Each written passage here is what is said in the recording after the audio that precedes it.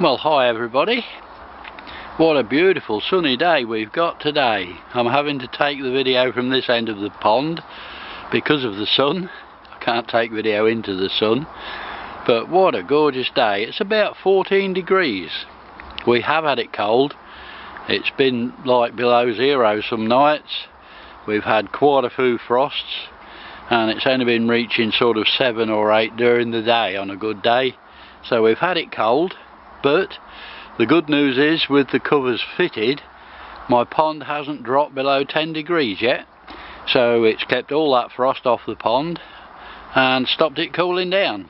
So they're still getting a handful of food a day, obviously the wheat germ, but they're still getting a handful a day. They're just eating that. If it drops any lower, I shall obviously stop feeding. But as you can see, I've got the covers up, let a bit of this warm air into the pond. Try to get the temperature up a little bit, but they're giving us a good 2 or 3 days now, so hopefully it'll rise a little bit more. But this also gives me a chance to have a look in the pond and see my fish.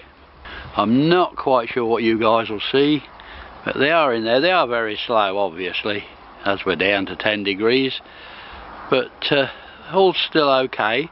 I'm thinking of getting my underwater camera out and having a quick look round. It'll give me a chance to check my fish over. It's a good way of checking your fish without taking them out and messing them about. You can have a quick look at your fish underwater, which is a really good idea. And I also want to have a look at the lilies, just to make sure they haven't pulled them up, and make sure that the meshes on the baskets are doing their job. The leaves on the lilies have just about all died off now, which is expected at this time of year. But it's nice just to get the covers up and have a quick look in there and see what's going on. See how things are going. But they're all in there and they all look well at the moment. So not a lot of problem. I will try moving around. I'm just hoping the sun's not going to make too much difference. But they are slow, like I say. They're not doing a lot. But they're still there, they're still moving about. I still have my air going on the pond a couple of times a day, just to make sure I do get air in the pond. We'll just take a quick look at the pond temperature, just to show you that. We're holding 10 degrees at the moment. So after all the cold weather we've had, I don't think that's too bad. That's a pretty good temperature to be holding at the moment. The pre-filter, I run that constantly. That is a major attribute to the pond. Absolutely brilliant, that thing. I clean it out once every 2 days. As winter gets on, it'll be even less, but it's once every 2 days at the moment, which takes 5 minutes at the most. Now the RDF, it has really reduced the work on that.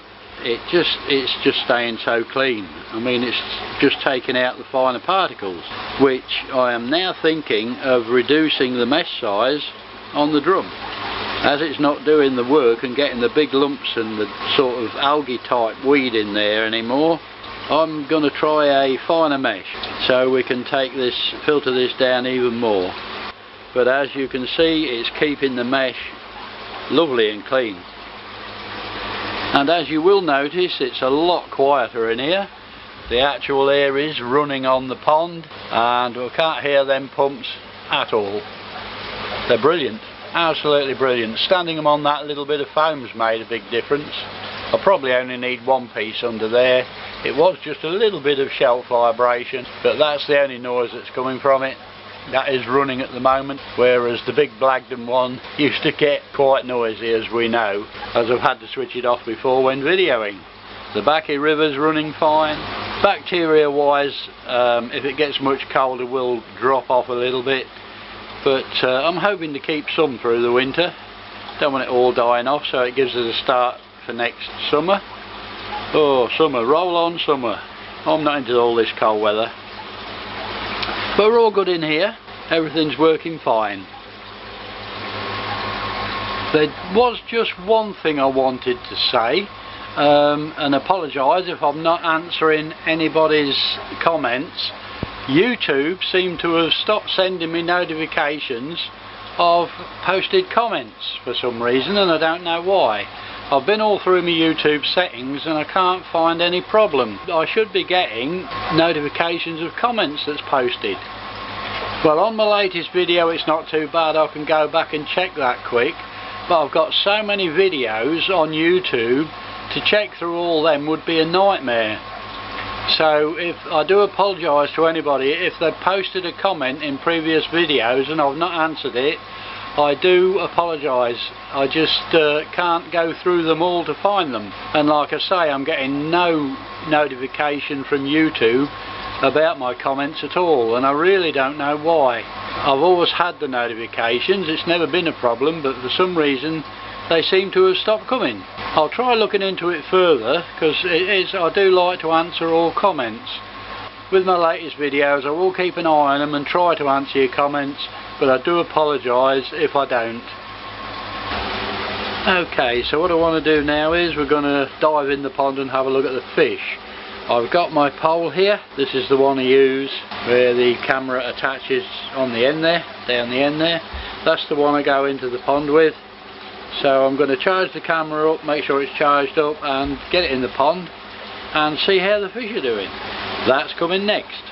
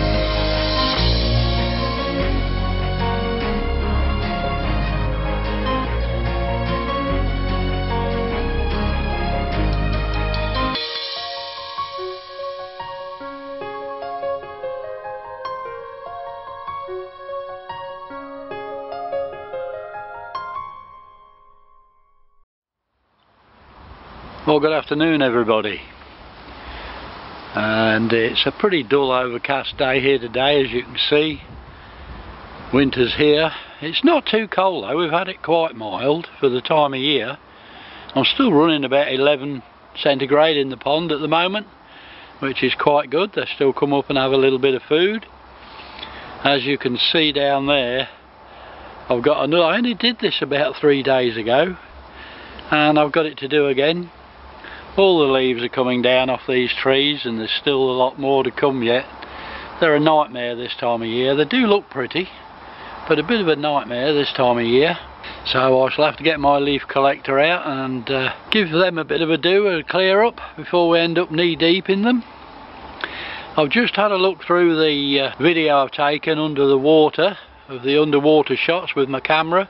It's a brilliant idea, that, you know. If anybody wants to get a camera, it's a GoPro camera, and you get a real good look at your fish without disturbing them or stressing them. In fact, the minute I put the camera in the pond, the fish are all round to see what it is. I've got a bit of a job to move among them.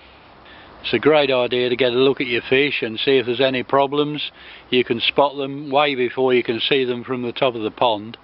So it gives you a bit of an early warning as far as that goes.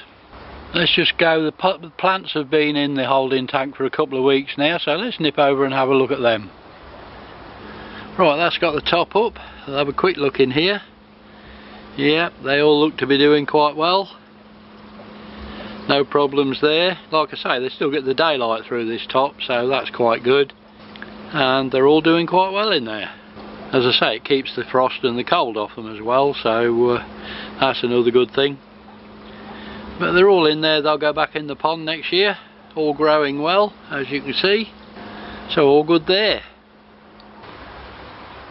I have just chucked them a little bit of food, and as you can see, they're coming up. They're still feeding quite well. Just chucked them a couple of handfuls. They'll finish that off, but they won't get any more today. But I can still feed them. Like I say, it's 11 degrees in there, so we're okay yet.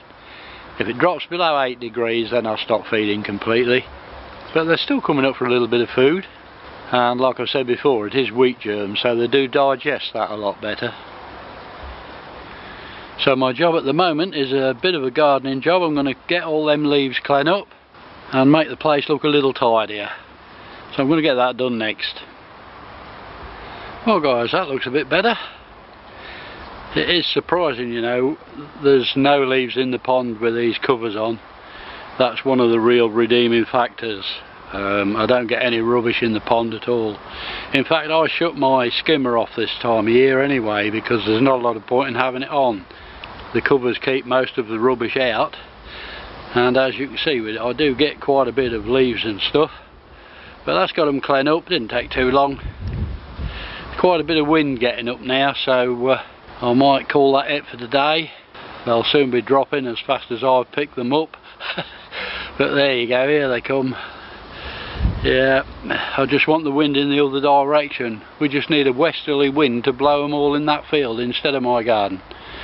But unfortunately we've got a southerly wind and they're all coming in my garden as usual.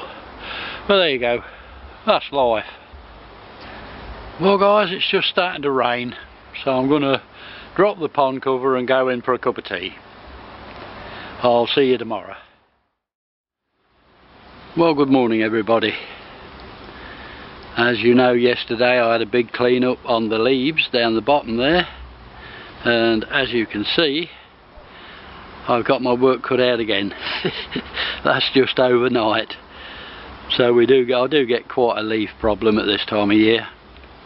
But I'll just get my leaf collector and sort it out. It's not a lot of problem. Now, I have been asked how my pipe work from the pond and back to the pond actually works, and how I've got it set up. So what I'm going to do is show you just how I've got the pipe work to and from the pond. What I'm going to do is show you the first part from the pond to the filter house, and I shall use a little bit of old video for that, just to show you what I've done. It does actually show it better than I can just explain it. So I'll show you a little bit of that video first, and then we shall move into the filter house. So the situation so far, the two feeds, your bottom drain and the one on the side wall, run along underground to here, where they're on two gate valves, so I can choose between summer and winter running. Then we go underground up to the shed, where it changes and is reduced to 2-inch, along there and into the shed to the pump. Now the return comes out from the filters there as 3-inch, down and underground. It follows along underground and comes up here. So this will be the return to the pond, and this is in the shallower end. As you can see, we go down to the bottom drain and the deeper end. So this is the return to the pond. I think I'm just going to have 2 ordinary pipes, 2-inch pipes coming off that, but I'm still working on that one. And that's the return to the pond. Now this is where the actual pipe work comes out of the ground, and it comes up to a 2-inch non-return valve and comes up from that, and as you can see, flows along and into the filter house. Now it is important that you do have a non-return valve fixed to your main line from the pond. It stops any backflow at all, plus it makes life a lot easier if you've got a pump that needs priming. It stops the water backflowing and emptying the pipe, because all this is above water level. Now there is a reason for keeping my pipe work underground. I've got it basically 2 foot below pond water level. That is for the simple reason that from the actual pond itself all the way around to this point here, the water is pushed by the pond. Instead of the pump having to drag the water and pull the water round to that point, the pond is actually pushing the water round to that point. So it does take a lot of load off the actual pond pump itself, and then we obviously have to come out the ground and into the filter house from there. So basically my pipe is about 2 foot below water level of the pond round to that point there. I used 3-inch pipe for the simple reason I think water flows that little bit quicker in 3-inch pipe, and dust's less likely to settle, the finer dirt's less likely to settle in the pipe because the water's flowing that bit faster. And like I say, is helped by the pond round to that point. It helps the pump from the pond water pressure.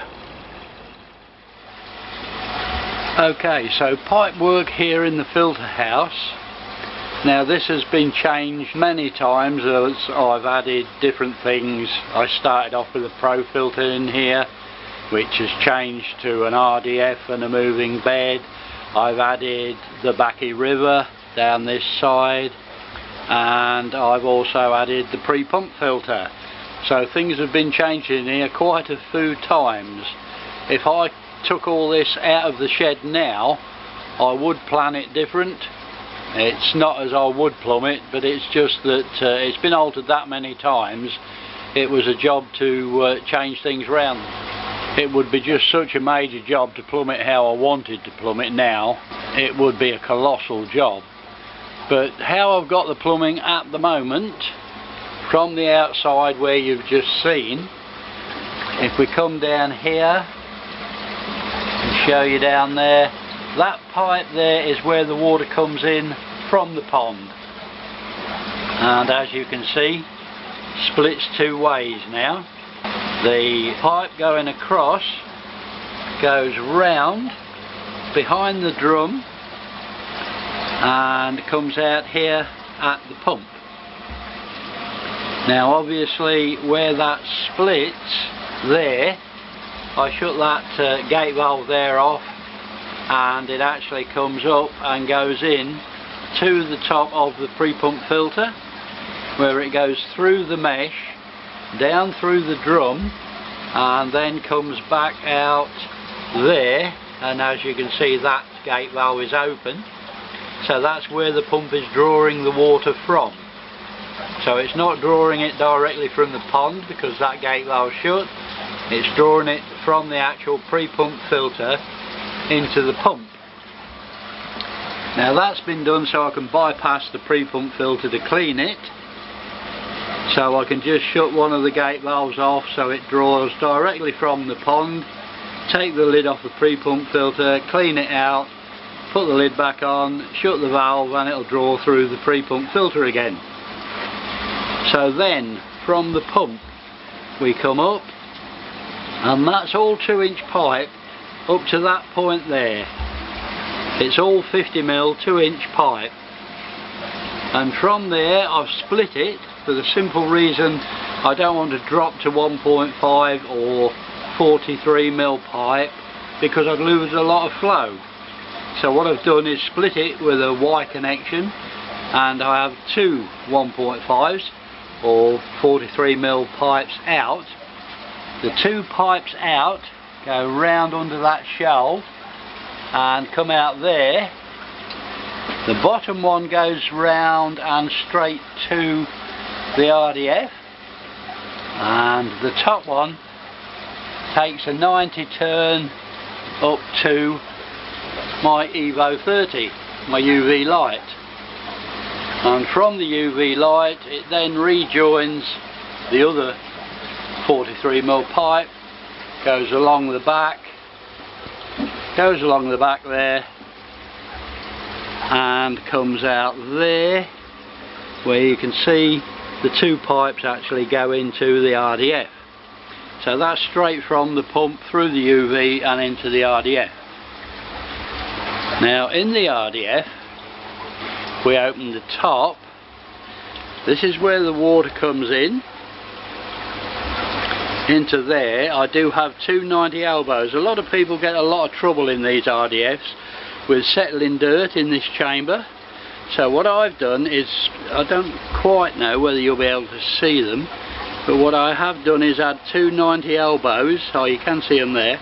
Two 90 elbows to them pipes, so the water is actually blasting down at the bottom of that chamber all the time, so nothing gets a chance to settle in there, and the water flowing into the drum is a lot more peaceful. It's not churned up all the time by the inrush of water, so it does settle a lot easier in there.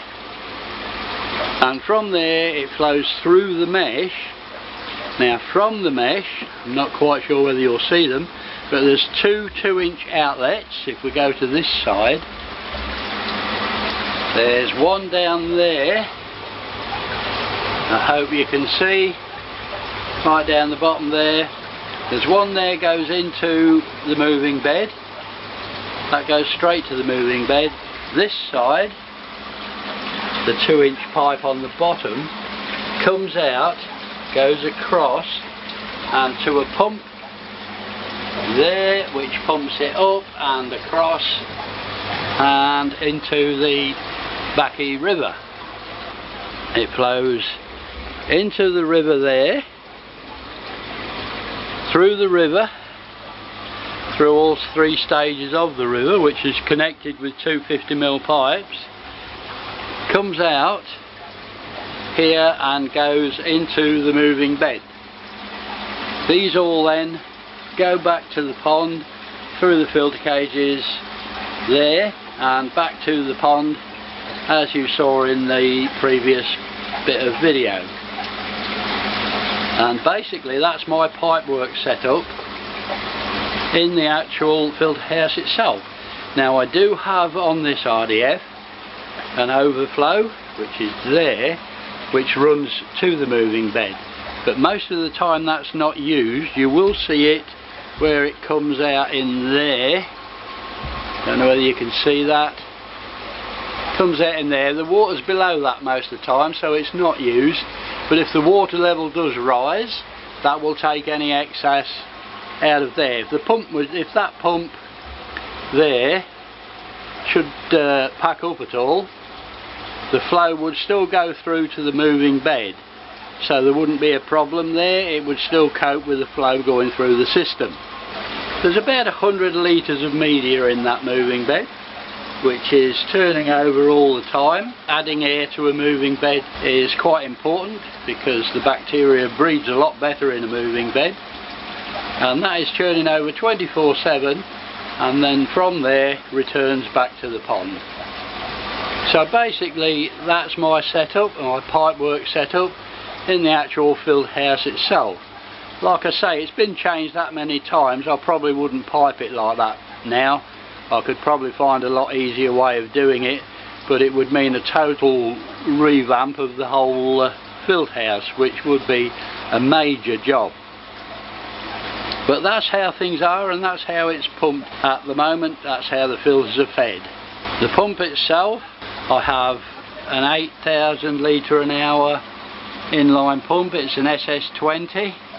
It's a mega pump, an SS20, and I must say they are really good pumps. I've had no problems with that one at all, and it does move a nice amount of water. I used to have to clean that every day because of the debris that was coming up from the pond. I haven't cleaned that pump now since I've had this pre-pump filter on. I haven't cleaned that pump for at least 2 weeks, and it still doesn't need cleaning. I haven't had to touch it at all. The pre-filter is handling all the larger dirt that's coming from the pond. But that's it, that's how my filter house is set up, that's how the pipework is set in the actual filter house itself. Anyway guys, I have gone on a bit in this video, so I'll bring it to a close. I'd just like to say thanks for watching. As always, do take care and happy ponding.